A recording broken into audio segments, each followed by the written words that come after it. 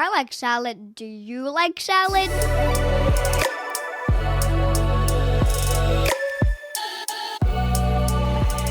Hi, I'm Ho Shin Ho. I'm living in Vancouver, BC, Canada, unceded territory of Musqueam, Squamish, and Tsleil-Waututh nations. I'm an immigrant to Canada from China. Hey everyone, I'm Andrea coming to you from Victoria, but more importantly known as unceded Akwesasne territory of the Lekwungen-speaking peoples, the Songhees and Esquimalt First Nations, and I am an immigrant from the United States of America. And you're listening to Canadian Salad. Canadian Salad. Ooh, welcome back, everyone. It's another new week. Canadian Salad. Thanksgiving. There's so much to be thankful for. Yes, there is so much to be thankful for. Hoshin, you need to know I'm thankful for you. Oh, I'm thankful for you too. Well, yes, yeah. And for Canadian Salad. Yeah. Pop quiz. Right, it's supposed to be the pop quiz. Oh, I am thankful for that because it shows me how much I don't know. But also that, this podcast, doing this with you, honestly, and having these conversations. So yeah. I think having conversation is very important. I also want to thank you for helping me out with this too. Because for people who's listening, you don't know, Andrew put a lot of work into this podcast. I would say way more than I do. Oh. And so I just want people to know that. And Andrew put a lot of work into that. Yeah. And it's important to show thanks to people. Oh, Hoshin. When I'm doing thanks to people. Yeah. Well, the Canadian salad wouldn't be Canadian salad without my tomato. If it was just me as a pea, it'd be like Canadian pea, and no one would listen to a podcast called Canadian Pea. Yes. And also we need to say we're thankful for all the audience because, again, the Canadian salad with just a pea and tomato. Yes. No, we need all y'all croutons and lettuces and carrots and radishes, cheese, strawberries. Yeah, nuts. True. There's a lot of nuts out there. We do like nuts. Yes.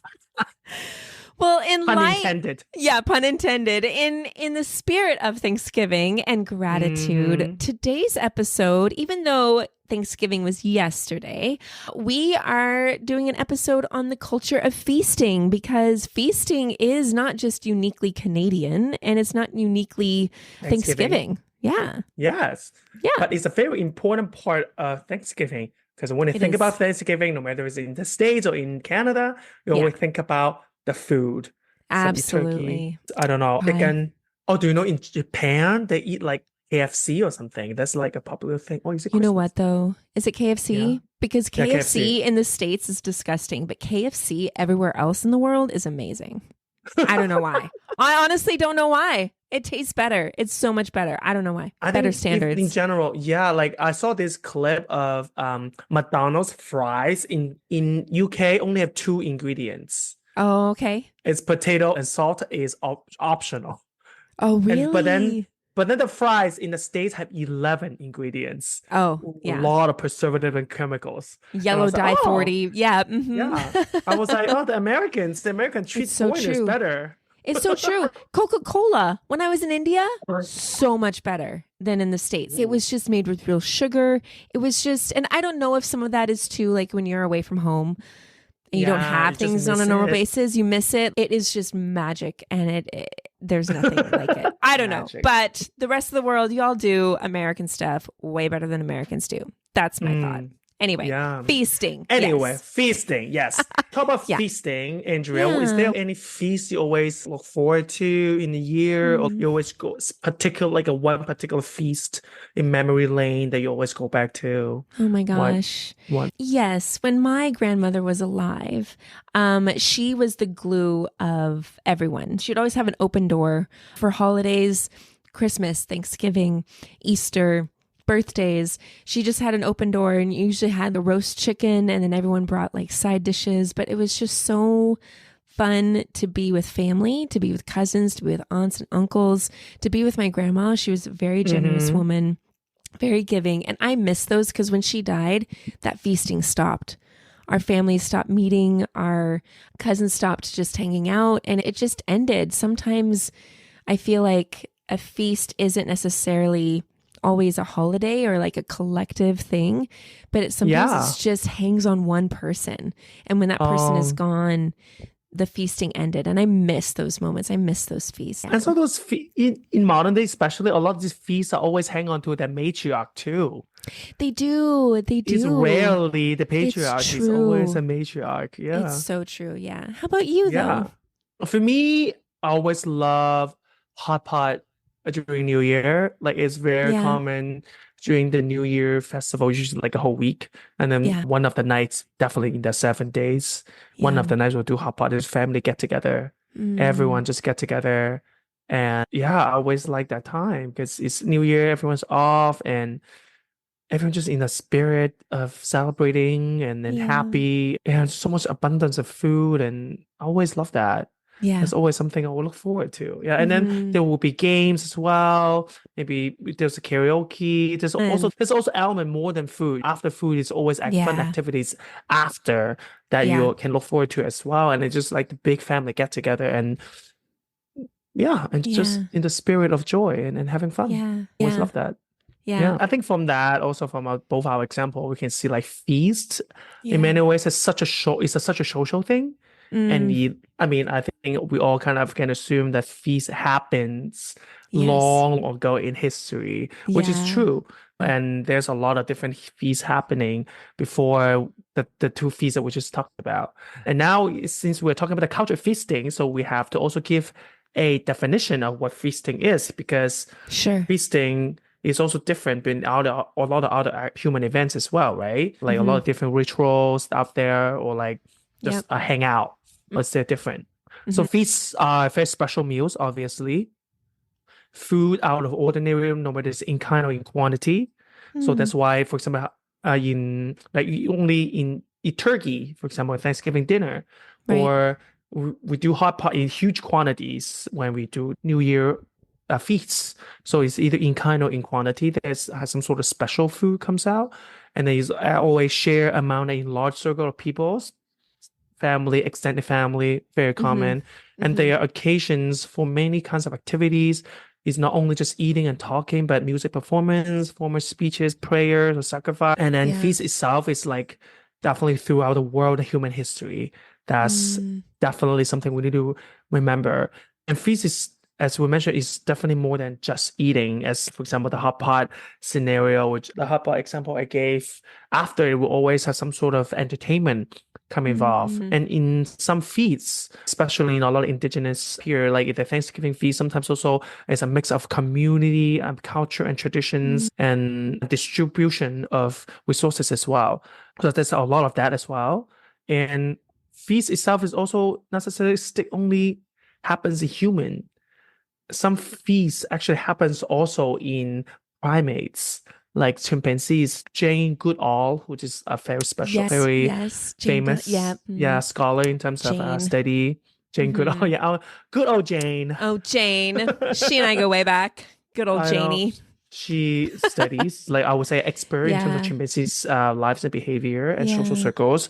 Also realized they actually also have feasts happen in their own family group, and and like a lot of humans do, they even also food always passed down from the patriarch, like the most powerful, the most high in the hierarchy, slowly passed down to pass down through the hierarchy. So even feast itself is not even uniquely human. A lot of primate even does that. It also says how, in some sense, how innately it is to our nature too. Because even animal does that, right? It's very innately to us. Yeah. And I think we can also see there's also a lot of elements of joy. Yeah. That's also involved into it. And it creates a sense of belonging, because even in chimpanzees, only the members within the circle can be invited, or it would be passed down food too. And same as no matter it's your grandma's feasting, maybe it's more communal, but then people who come to her feasts is definitely feel a sense of belonging to that group. For sure. And same as my family's hot pot New Year, same. It's a family theme anyway. So what It is sounds, yeah. Sorry, yeah if I may, it just sounds because we talk about ancestral feasting and even the ways in which yes food and banqueting and coming together brought people together. I mean, yes across the board, feasting is boundaryless, it's countryless. Like it is innately what makes us a human. Regardless of exactly culture, no matter where you come from, feasting is something that everyone mutually enjoys. I don't know of any culture that hates it eating does not together. do yeah like And if you I do, think weird. I do not think there's one culture exists in the world that does not have any feasting element Right. embedded in their culture. I don't think that Right. exists. I don't think that kind of culture Yeah. exists. Because even chimpanzees does it, Yeah. who we always, as human, who arrogantly think they have no culture, no Mosquitoes. structure. I mean, they're bringing their family. They're like, hey guys, big blood feast over here. She tastes good.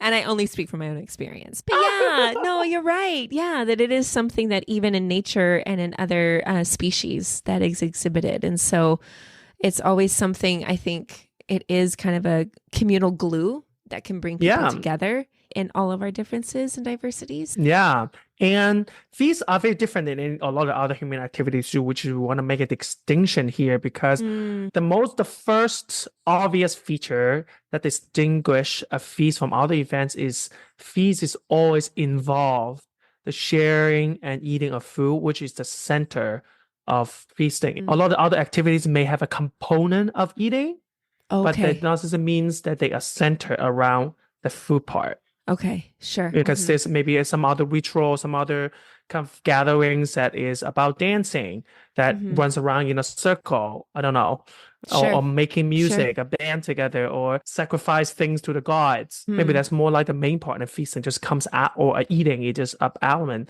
comes after. That's Sure. different than feasting itself. Throughout like history, we have a lot of these different kind of feasts Mm. that I don't think a lot of us are talk enough of it. For example, like the Romans. Romans Okay. are actually known for their extravagant banquets. Their lavish dishes were served to showcase wealth and power, Mm. which is there's one thing that feast Sure. can, the meaning of feast too, that is sometimes for the powerful, the rich, to showcase their wealth and power. Sure. Sure. Yeah, Mm-hmm. and this feast can last for hours, often also accompanied by entertainment. And one of the most famous Roman feasts was the Saturnalia. I Okay. think that's how it's Yeah. pronounced. Saturnalia. It's like to celebrate Saturn, like the star, Oh, the the goddess. I god. think it's the goddess, Yeah. the god or Okay. goddess Saturn. Yeah, it's a week-long festival Oh, a about, week of eating? a week of eating, exactly. And Amazing. is originally celebrated on September 7th, which has a Oh, direct influence on Christmas celebrations. interesting. Well, the Roman calendar. That, I mean, it makes Exactly. sense. They were, Yeah. yeah. Hmm. So Mm-hmm. that's why now you also know why Christmas also have an element Interesting. of feasts. The Christmas Definitely. dinner which is also a Mm. famous feast, and nowadays many Christians enjoy the Yeah. Christmas feasts. Mm-hmm. Yeah. Again, it's one of the famous Roman banquets. Okay. And Thanks, across Rome. a lot of yeah, thanks, Rome. No. And a lot of other cultures, other than Romans, Mm. also have these kind of harvest feasts.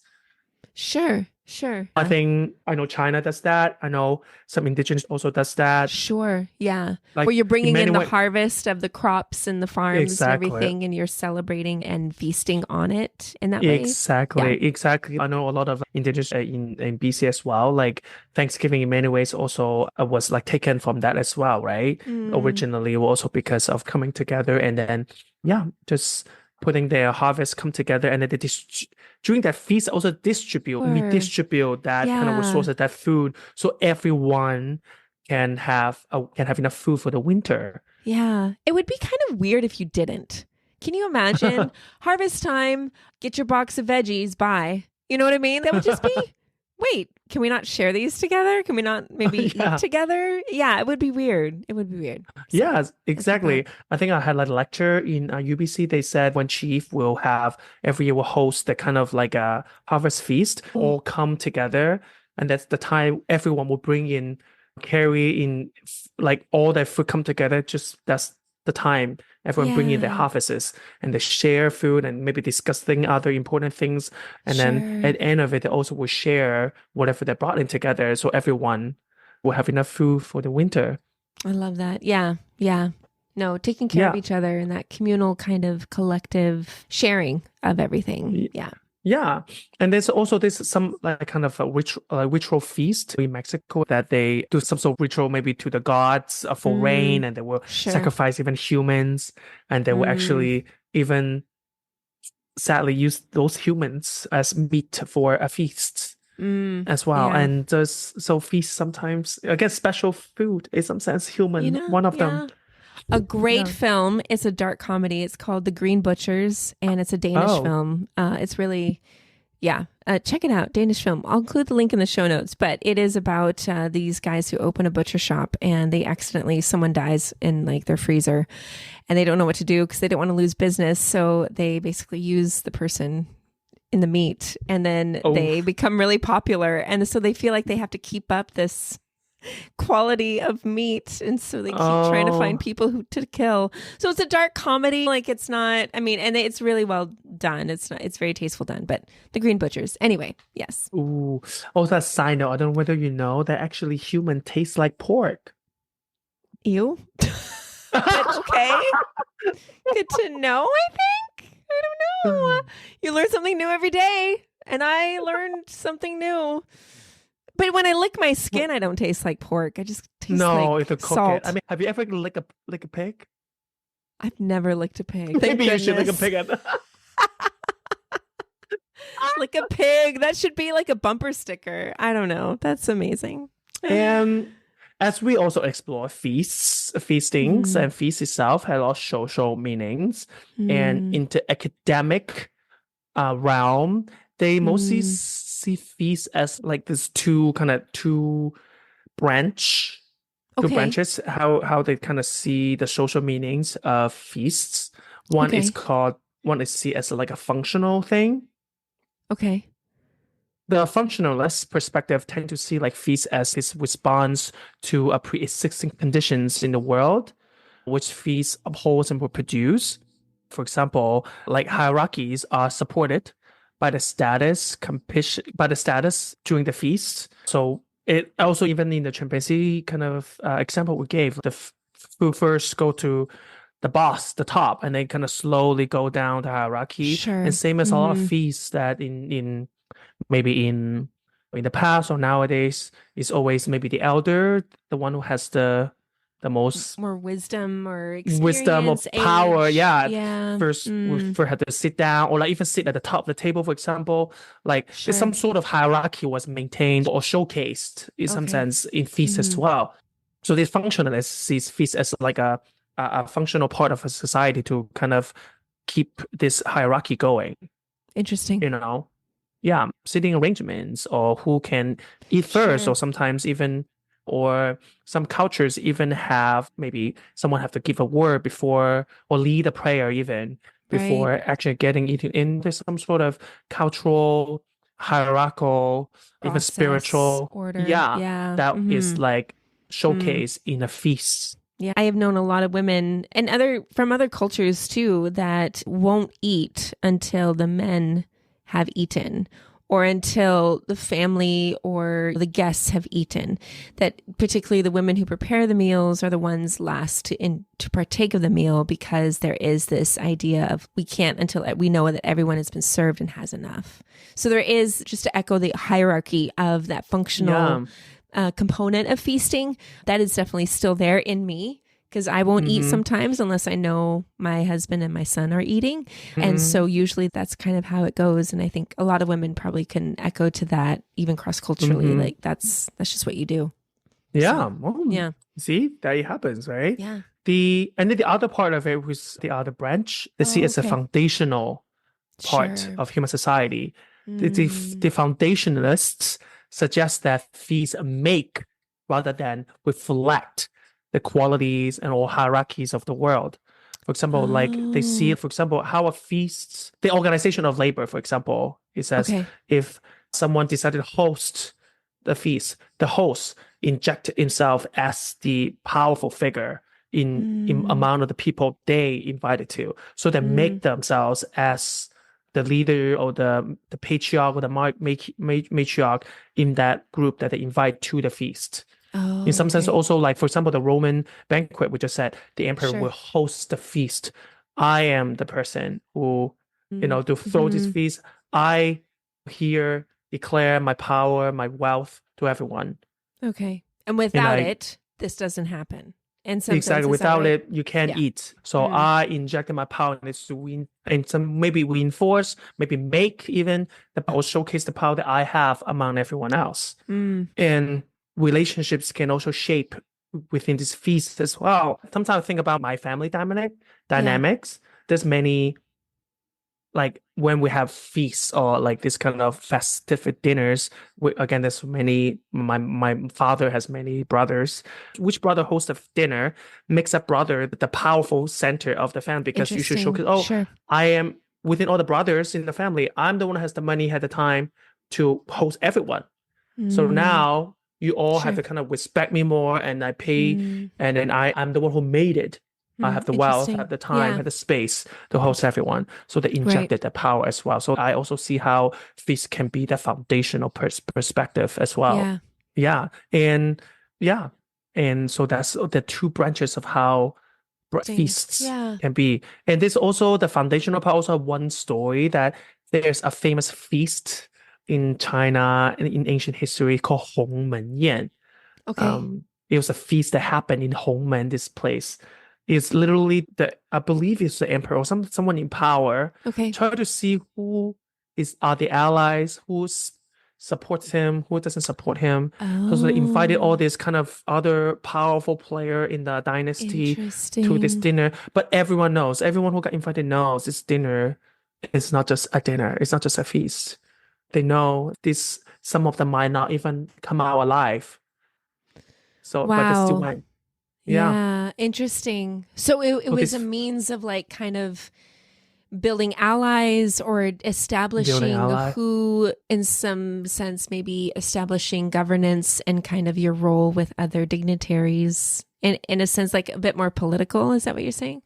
Exactly. So Mm. that also famous feasts also want to lead into another point I want to make that feast itself can be more than just like a family gathering or like Okay. celebrating something or doing to the gods or whatever. It can be Right, right, also right.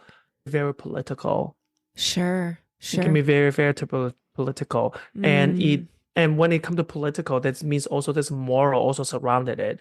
Like mm, many in history, there's many leaders also use feasts or banning of these feasts to kind of inject political power or set sure. certain moral standards. For example, Chairman Mm-hmm, Mao actually banned feasts mm-hmm. during the Cultural Revolution because they see as feasts is like a symbol of indulgence and we should not do that. So Well, I mean, yeah, yeah, yeah. is Go ahead. indulgence Yeah, in many ways, yeah. But sure. then he set the standard there that like indulge yourself in food and feasting that is like the moral standard that he put out there that I is not see. okay, for example. Sure, sure. I mean, early colonizers did that in Canada too, right? They banned the potlatches and the powwows and a lot of ceremonial events that had a lot of feasting to do them. And so, because again, politically, we want to Yeah, have that power, we want to politics. control the narrative, and we know what we're doing was wrong. We don't want any uprising. So if we make it illegal for you to even come together, then that doesn't give you an opportunity to rise against us or whatever they thought in their minds. It's just so absurd and ridiculous. But yes, it is, yeah, completely political in that Yeah. way. Yeah. And it made it also they injected like for they're very political, obviously, but in that activity, in that kind of banning, that also they injected this is not good. They also injected their Right. own agenda. This is Mm-hmm. not moral. This is not civilized, or Mm-hmm. whatever Mm-hmm. kind of morality they want to inject into society. That's how they also do it through feast or banning of feast. Yeah. Which is innately Yes. human and innately natural. To go back to even what you're talking about with primates or even just culturally, globally, there Yeah. is no cultural country that's, we Not shouldn't get doing it. together and eat, right? Yeah. Yeah. So it's stripping even Exactly. identity and human autonomy and agency and kind of what makes you connected. And cultural practice in general. It just, Totally. the Yeah. connecting to your own culture, right? Right. Yeah, like also a lot of like also a good example is like also fundraising dinner. is also in many ways very political or moral. It's like I Sure. feel like fundraising dinner is like a combination of how feast Mm, becomes a standard or like a showcase of morality in sure. politics. Mhm. You Yeah. know, a lot of like for a lot of non-governmental like charities Sure. doing fundraising dinner is to uphold certain morality and help Yeah. raise money, or for political parties doing fundraising feasts, have Right. banquets with their Right. fund for people who donate money to them. All of that like feasts themselves nowadays, especially, Yeah. also uphold so many different like in like kind of yeah, many different realms of humanity into it, For sure. more than For just sure. food. Right. Right. Yeah. Yes, I Mm. personally see feasts not necessarily political, not necessarily moral, not necessarily even fundamental or functional. I see it as just a nature, like a human nature thing. It Mm. is a way of connection for Yeah. me. And Yeah. that I feel like that probably for me is the most important meaning of feast is the Mm. connection. Then that I think modern days most people will see it as that as well, for get back together, strengthening our bonds, Mm-hmm. families, friends, Mm-hmm. and especially in this fast-pacing world. And a Yeah. feast allows us to sit down to enjoy each other's company. Sometimes Yeah. maybe not enjoy, because I heard a lot of Thanksgiving dinner Depending. also Yeah. depends Yeah. on your family member. But still, no matter you enjoy it or not, at least just strengthening that bond. Oh, I haven't seen my uncle that I hated Yeah, sometimes you are for putting many aside years. those things just to kind Yeah. of still maintain that connection with that person. Yeah. Even though it's really hard, it can be really triggering. Yeah. Mm-hmm. Yeah, you're triggered, but still you know, this kind of family bond, your blood, Yeah. family blood come back Yeah. together, no matter how much you hate or love each other. Mm-hmm. It, Mm-hmm. it it forces you to remind you that you still have that connection up there with these Yeah. people up. Yeah. It's a culture of And hospitality in that way, yeah. right? It's a culture of allowing someone to be who they are over a course of a meal. And yeah, at the end of the day, maybe you just don't agree on anything, but at the end of the day, you're still human and you're still sharing this meal and you're still connected. And I feel I like it is agree. a very pure form of that hospitality that we need from each Yeah, I other. agree. So, No, I absolutely agree. I think that's a great way yeah. to put it. Mm. And I think another thing about feasts nowadays for like normal like families, also Yeah, one thing is very important element of it is the tradition part of as well. Like many sure. families, Huge. maybe they have some Hmm. small, like they always have some sort of tradition during especially Christmas dinner. Or I know for Hmm. me, like New Year dinner, we always play mahjong and just thing we Mm. always do. Yeah. And some maybe special dishes and recipes are passed down because Yeah. of Yeah. feasts. Right. And yeah, so I think it's also a huge part of human kind of it's very humane to us. It's that part is very humane. It's It a is. traditional part, and it's very unique to all of us because Yeah. every family gathering has different traditions that exist. It's a bit of our identity when mothers or loved ones pass away and we have this recipe or this food that we carry down and we are always serving it at this meal. In some ways, it is that we're continuing the legacy of that person just through this dish or this type of practice, right? It is. I I agree. think it's a lot of identity as well. Yeah. I love that. I think that is a great Mm-hmm. way to put it. Yeah. Mm-hmm. And Yeah. some feasts also, of course, doesn't happen within families. For example, it can happen within friends. Yeah. No, that's true. Chosen family. Yeah. Yeah, chosen family, that'll be good too. I think Yeah. that's also a great way of community engagement. Yeah. For example, some fundraising events, I would say, like I Mm-hmm. know I know some charity that I will volunteer for. Usually after some sort of event, they always have like a feast, invite all the volunteer come together. And I Mm. always think that is always such a great way of putting Yeah. together for Yeah. people, and then it's such a communal thing. Like even, for example, when I was in Victoria, I always participate in the Lunar New Year, like spring gala. It's like a Sure. big show. And then after the show, all the performers, volunteer will come together, have a big feast. Mm. And then I always enjoy that. It's just also Yeah. just community get together. Yeah, exactly. It is a soft approach to getting to know someone you don't know in that way, right? That it is, hi, I don't know you, but we both mash potatoes. That's great. Tell me more about your dog. Or it's kind of it's a soft way to kind of bridge that. I don't know you. I don't know how to connect, but we're connecting over food. It's very Yeah. much, that engagement I think piece. I think like foster this continue to enforce and foster this sense of community, right? This feast as well, this gathering is in many ways also a celebration. And it definitely make all of us, including me, for example, that volunteer feast that wants to go back every year so I can continue to do this. Sure. Yeah. So yeah, that's all I want to share today about the culture of feasts. Thank you. This is great. Honestly, when we had the Thanksgiving episode coming up, I was like, well, we did one last year on the culture of thanks.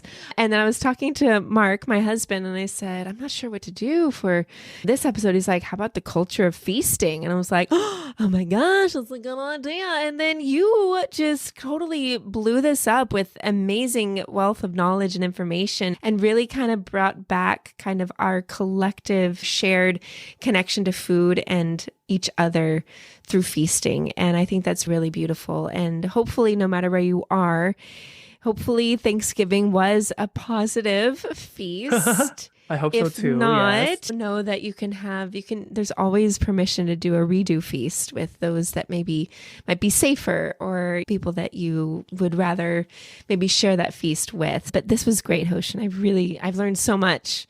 I thank you. So, well, again, I'm a wealth of knowledge. Yes. You are. Yes. I love to share. You are. Maybe You're too amazing. much sometimes. You are the feast for us, the Hoshin feast. This podcast is the feast. It is. Oh my goodness. Yes. My belly's full. And if y'all's belly isn't full. My brain is full. Oh my gosh. Yes.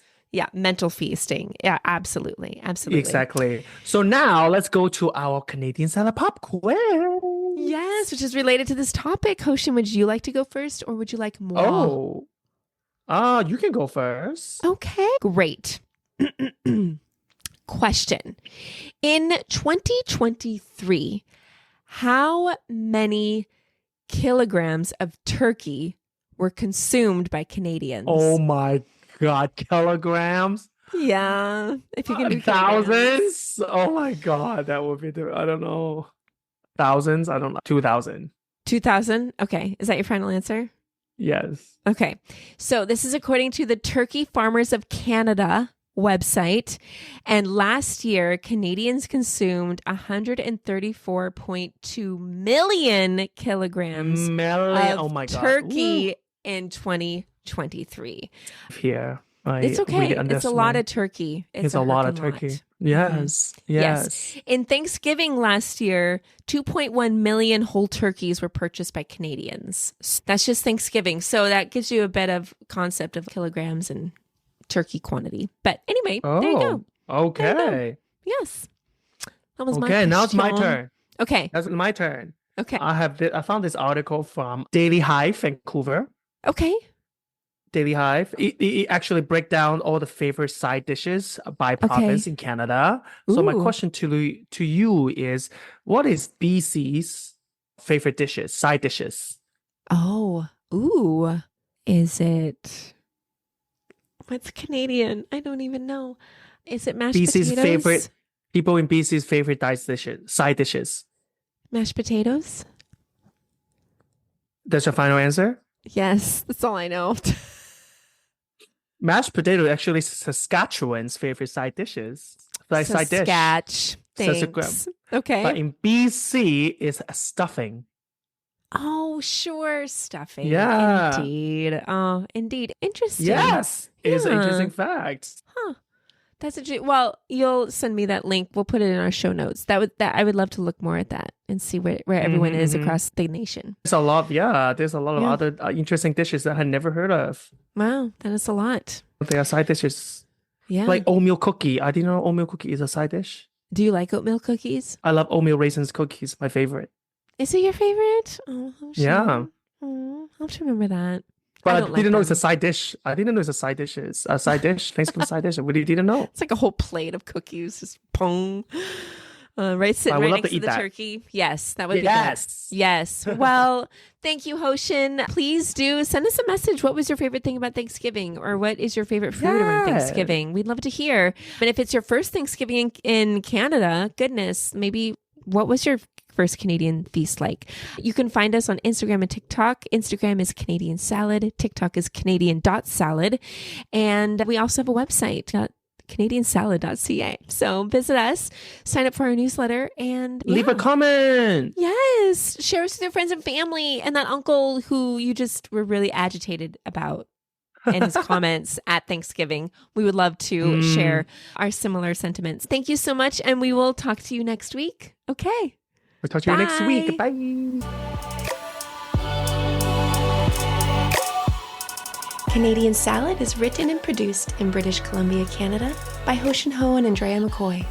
Theme music is by Naver Avidyan from Pixabay.